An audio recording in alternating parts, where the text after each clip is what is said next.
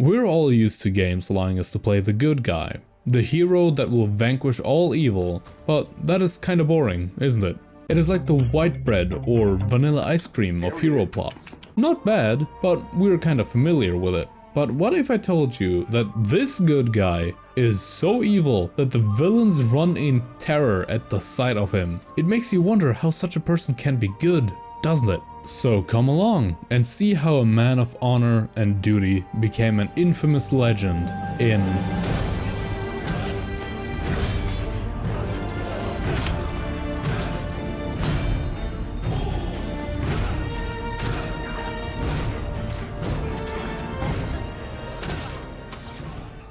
Ghost of Tsushima follows Jin Sakai, a samurai and the last of the Sakai lineage, as he faces off not only against the invading Mongol forces led by Khotun Khan, but also with his own identity, as he slowly leaves behind everything he knew about what is right and important, to instead focus on achieving victory at any cost and get his sweet, sweet revenge.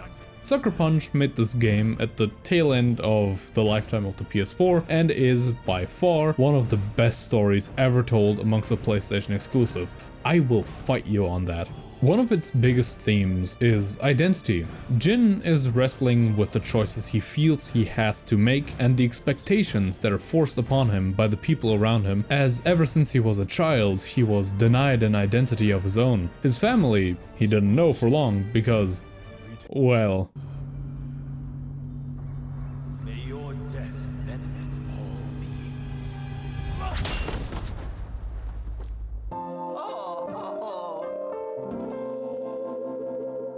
And not even long after that traumatic event, he was taken in by his uncle, Lord Shimura, who then told him that they will begin his samurai training immediately. And while that would have been exactly what Jin would have done if his father was still alive, it would have been among vastly different circumstances. Instead of something he could have done with someone he knew, he now was the only charge of the Jito of Tsushima. Think of Jitos as regional lords, overseeing a region and the lords residing in those regions for the shogun. So as you can probably tell, this put not only immense pressure on Jin, but also on Lord Shimura, as Jin would essentially represent the Shimura clan alongside the Sakai clan. As a result, Jin was not really able to work through the death of his father and his responsibility to his family. He didn't even go back to his home village ever since. Instead, he took on Lord Shimura's values and beliefs.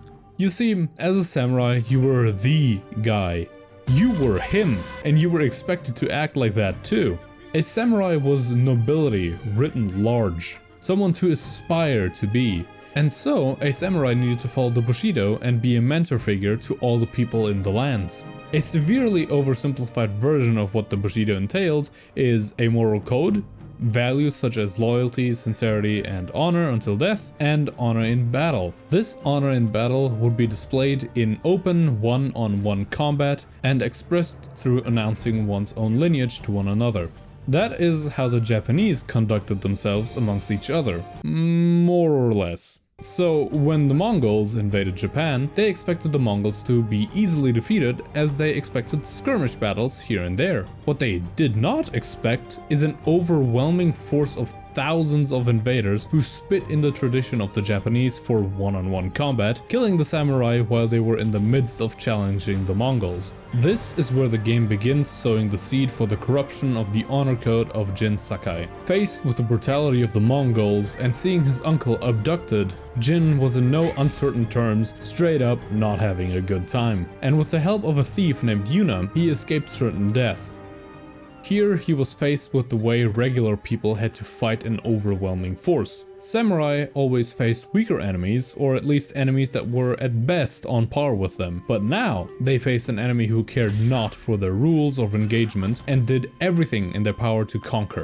Something the samurai never before had to deal with. At first he was against using Yuna's way of fighting, but seeing as he wanted to save his uncle, his last remaining family, he was willing to do anything. So he assassinates his first enemy, which instantly prompted a flashback on what his uncle taught him about how they were meant to engage the enemy, symbolizing his regret of killing someone by literally backstabbing them. Jin clearly struggles with his assassination at first, but the more you kill in this way, the smoother his kills become. In the beginning, they are messy, slow, and somewhat terrifying to look at.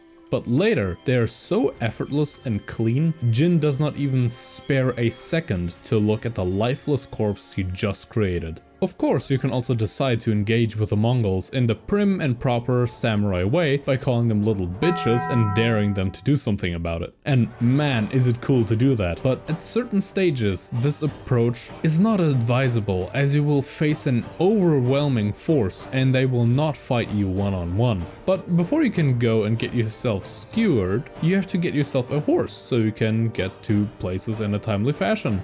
I'm looking at you, Dragon's Dogma. And you even get to name it. I am sure nothing will happen to the horse and everything will just be fine and dandy. Now, with your new loyal companion on your side, all of Tsushima is open to you, ready and desperately waiting to be liberated.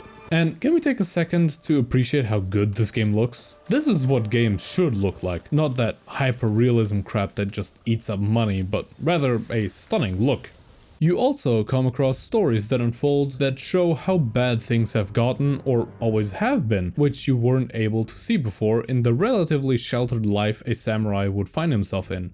A bandit crew who butchered and mutilated people simply for coming a bit too close to their camp. A man pretending to be an accomplished samurai with stolen armor so he can get people to labor for him, or people enslaving their own for profit. That last point specifically is a big deal because the samurai believed it was a simple us versus them. However, it turns out that it isn't that black and white, a fact that is made more and more apparent the longer you play. Along the way, you will meet some key characters that will not only help you on your journey, but also reflect parts of Jin in, at first, extreme forms, which then become more mild because Jin goes so much further than those people ever could have went. Chief among them is, well, the chief.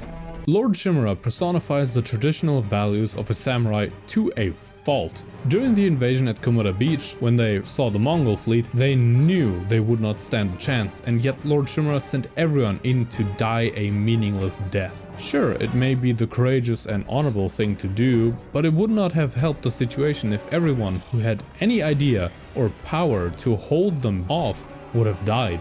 And in the end, this one action left all of Tsushima essentially defenseless as everyone died there. This is not the last time his attachment to the samurai way would have caused mass casualties and needless death, but we'll get back to him later. Then there is Sensei Ishikawa, an older samurai specializing in archery who's pretty cold towards everyone if they wish to learn the way of the bow from him, or I guess just in general. Why is that? I smell you thinking. Well, his two prominent students turned out to be a rebel leader and a traitor. The entire time you spend with him, he simply wants to quite literally hunt down his past and defeat the traitorous monster he has created in the form of Tomoe, who not only taught many of the Mongols archery, which is reflected in gameplay by them getting more dangerous over time by shooting volleys of arrows instead of just singular arrows, but also committed atrocities against her own people. She justifies this all by saying she did those people a mercy by granting them a merciful death. But it doesn't excuse her teaching them at all or trying to murder us on multiple occasions. Ishikawa's regrets and the need to right his mistakes, which in this case is creating a monstrous traitor, are reflected in Jin's journey, as he's concerned with the monster he created with the legend of the ghost, as it did not fit in with the core beliefs of anyone, and especially not those in power, as the ghost teaches people to question their leaders, take up arms to defend themselves, and to survive at any cost, which may have started as simply not fighting the enemy head on, but later devolved into brutal poisonings, terror, and butchery. But as I said earlier, not everything can be seen in black and white. Masako Adachi certainly has no qualms with butchering her enemies in moments of rage on her quest to find the people who slaughtered her entire family. Hers is a story of schemes, tragedy, and betrayal. After her husband had been roasted on Komodo Beach and her sons decided to hang out a tad longer than they should have, the remainder of her family was killed by a group of conspirators who held various grudges. She, now being the last of her clan, but more importantly having lost everyone whom she held dear, went on a quest for revenge. This included people she used to know, totally unrelated bandits, and in the end, part of her own family. The comparison kinda writes itself here, just on a smaller scale than what happens to Jin. Another relevant character for Jin's journey is Norio, the warrior monk. His story revolves around him realizing what truly matters. He, much like Jin, is the last surviving member of his... I don't know, people? Group? What do you call them? Sohei? I mean, that is just a Japanese word for them?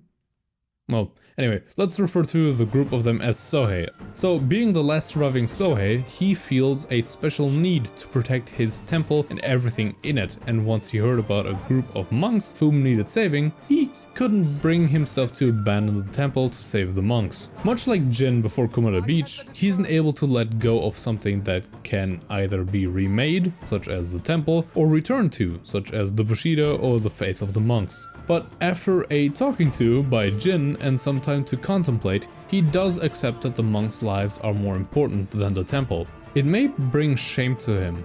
It may change what is there, but none of that would matter if there was no one to return to the temple to. Much like Jin, who gave up the teachings of the Bushido and put the value of human life above all else. This also goes for Yuna, the person who saved Jin. She, above all else, treasured her brother's life and tried to do everything to save him from essentially everything. So when Taka lost his head trying to help Jin, she lost the thing she valued the most and saw no reason to fight anymore except for one thing. It was not money, like how Lord Shimura accused her of. It wasn't honor either. It was the one thing that anyone could hope for at the end of the day in a situation like hers and Jin's. Revenge. After all, in this war, where you have lost everything you ever held dear, revenge is all any of them can hope for, each time they're inflicted new wounds that they need to wait on to heal. Unlike most stories, where it is constantly stated that revenge is a hollow prize to get, it does not say so in this game. Here, revenge is the justice that Jin seeks for his people. It is a driving force that pushes the protagonist to help everyone he can and give them hope for a better tomorrow. A tomorrow where they will have defeated the Mongols and may return to their peaceful lives. Revenge in Ghost of Tsushima is far from hollow. And this is where Jin's new identity clashes with that of what Lord Shimura thinks his identity should be. While the Mongols are the enemy and Khotun Khan's tactics are barbaric, it is the ignorant arrogance of the samurai that would have doomed them. Lord Shimura sees Jin as his own son, a son who he loves with all of his heart. But the fact that Jin has strayed from the way of the samurai is something that Lord Shimura simply cannot handle nor understand. His entire life was built around the understanding that to walk any other way makes you no better than the people that they're trying to fight. So whenever Jin does something that goes against the way of the samurai, Lord Shimura reprimands him, even if it saved countless lives. Take Lord Shimura's prison break. Not only has Jin discarded a lot of Mongols on essentially his own, he saved the Jito of Tsushima. And what does Shimura do immediately afterwards? Heavily imply that Jin needs to stop what he is doing and do it the samurai way, even though what he did clearly worked and from a certain perspective was the more honorable thing to do. Because why needlessly sacrifice hundreds of lives for the farce of an honorable death that would have helped only the Mongols if you can do it with a handful of people and achieve overwhelming victory? It would be the dishonorable thing to sacrifice this many lives to uphold the tenets of a code of conduct that has already been shown to not work anymore. Then, during the attack on Castle Shimura, Jin manages to make a Mongol general lose his mind after seeing how Jin poisoned his soldiers, using said head to terrify the others to clear a path for the samurai forces. This, obviously, does not sit right with his uncle, who is... he's understandably terrified at the display in front of him, with a guy puking raspberry jam and others clearly too zooted to move. But it is not like we cannot understand the concern from his uncle. He sees that the person who he sees as his own son is changing into something entirely unrecognizable and is spitting in the face of their way of life, which of course would have anyone concerned. But then you also see how Lord Shimura sent dozens of people to their deaths when the Mongols sent a burning explosive chariot that ran over dozens of people before it even exploded, with his only response being, "Those poor souls," entirely blind to the fact that those people did not have to die in the first place. And here I thought cooked horse was a German thing. Then to add insult to stupid injury, Lord Shimura wanted to actually wait until morning and rebuild the bridge to send his people over it again. So when the idea was brought up to, you know, not spend hours repairing a bridge so you can storm said bridge head on to a still fortified gate, which would cost many lives yet again, Lord Shimura made like a redditor and said, actually that is stupid because it is stupid. Not even thinking about the suffering it would cause to not just win this battle, but to lose hundreds of men while doing so, whose families would have to bear the sadness of losing a loved one, even if they had went with honor. Though during that same night, Jin decides that Lord Shimura is being cringe and decides to take matters into his own hands, poisoning the fermented horse milk? And killing hundreds of Mongols in the process without even a single person needing to be injured. This was the final straw for Lord Shimura, and he apprehended Jin to bring him before the shogun to be judged and most likely be executed. And during all these instances, you can feel the pain it causes his uncle to see Jin stray from the path. It never feels like his uncle does not want the best for him. It never feels like he's being selfish. It just feels like a concerned father seeing his child go down a dangerous path that he cannot possibly understand.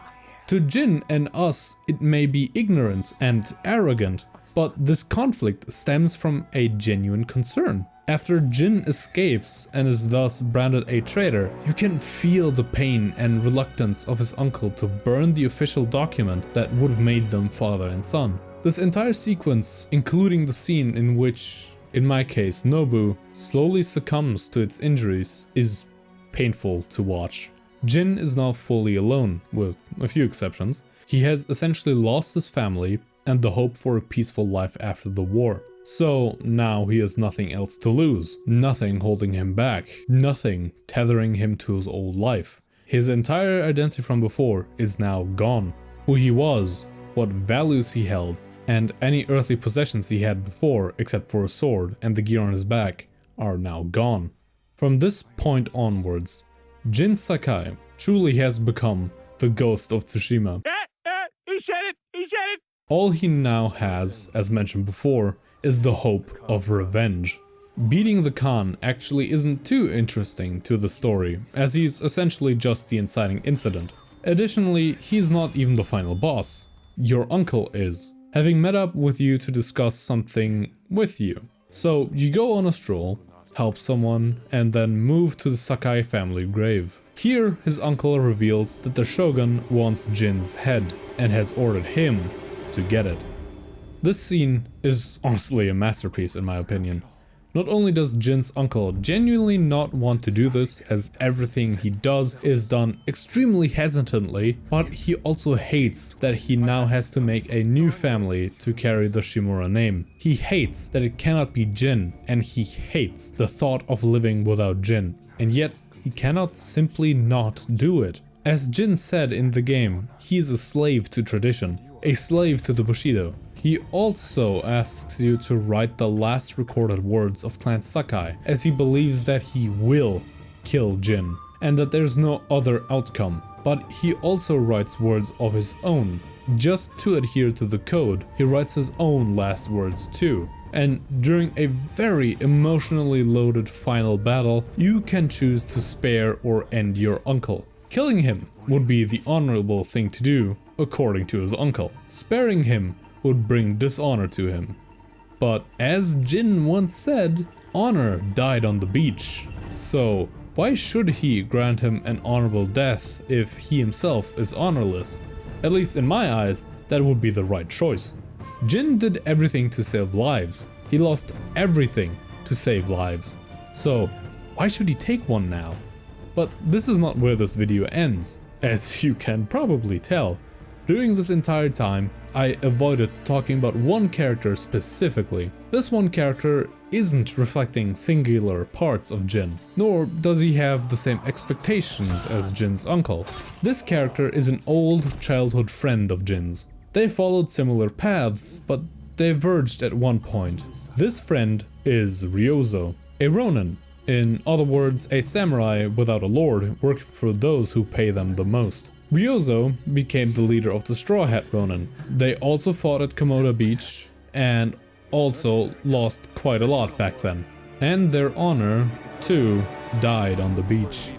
God, that line goes so hard. Ryozo is a dark mirror of Jin. Ryozo, too, cares about his people. He, too, thinks everything and anything should be done to save them. And he, too, is willing to give up everything to achieve that goal. But unlike Jin, Ryozo is willing to give up Tsushima and everyone who's not a Straw Hat Ronin to make sure his people are taken care of. Emphasis on his people. Ryozo accepts the first offer made to hunt the ghost in exchange for food, and he tries to kill Jin during the campaign to save Lord Shimura. But even after fighting Jin, Jin gives him a chance to still work with them. And in response, Ryozo just gives away Jin's location. Then his Straw Hats take hostages, raid villages, and aid the Mongols in fighting the ghosts all over the place. They also make for the coolest fucking duels in the entire game. Ryozo himself burns a man alive for food. He might have done so hesitantly. God, that voice actor was so good in that scene. Open the gate! Open the gate! But he still did it. And then during the attack at Shimura Castle, he wants Jin to lie to the samurai. He wants him to tell the others that he was a spy sent to figure out their plans. But at this stage, Jin has had enough. Ryozo was untrustworthy and a backstabber. Not literally like Jin, but figuratively like a goddamn snake. And after a short fight, Ryozo is put down like a dog. Everything Jin stood for bastardized and condensed into a single person, but the damage had already been done. The Straw Hats butchered their own people. They aided the Mongols and have muddied the waters in terms of who's an enemy and who's not. This betrayal has made the situation worse for Jin too, as he most likely was lumped in with the Straw Hats as a traitor instead of a simple renegade. Jin renounced his identity as a Sakai. He renounced his identity as a son of Lord Shimura. He renounced his identity as a samurai, and he embraced being the ghost. A being so terrifying that the Mongols thought that they were caught lacking and decided to copy his homework using the poison that Jin started using on them. And just like the tales of the previous legends you can play all throughout the game to gain new abilities, Jin surely has made himself a new legend with a legacy that most likely spawned ninjas, not gonna lie. Jin didn't return from Komoda. It wasn't just honor that died on the beach. Just like how everyone in the game keeps saying, there weren't any survivors among the samurai. A man rode in that night, and a vengeful spirit returned.